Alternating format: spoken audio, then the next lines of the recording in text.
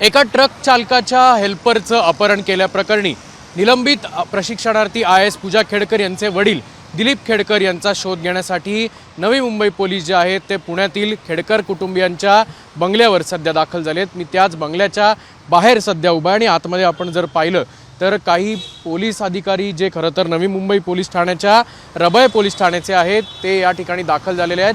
हा तोच बंगला आहे ज्या ठिकाणी पूजा खेडकर यांचे वडील दिलीप खेडकर आणि आई मनोरमा खेडकर हे राहतात। मात्र हे दोघेही सध्या फरार असून पोलिसांकडनं त्या दोघांचाही शोध घेतला जातोय।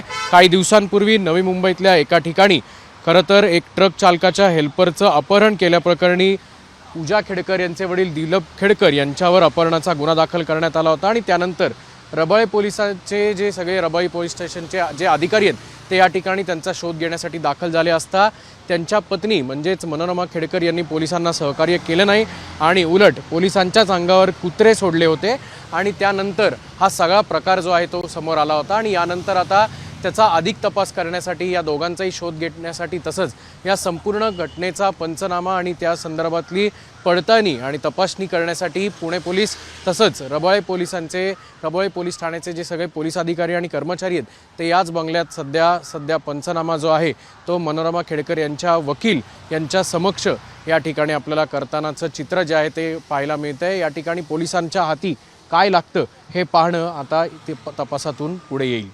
कॅमेरामन किरण काजेसह अक्षय बडवे, साम टीव्ही न्यूज, पुणे। आता isakal.com आहे देशातील नंबर 1 ची मराठी न्यूज वेबसाईट। प्रत्येक अपडेटसाठी isakal.com ला नक्की भेट द्या।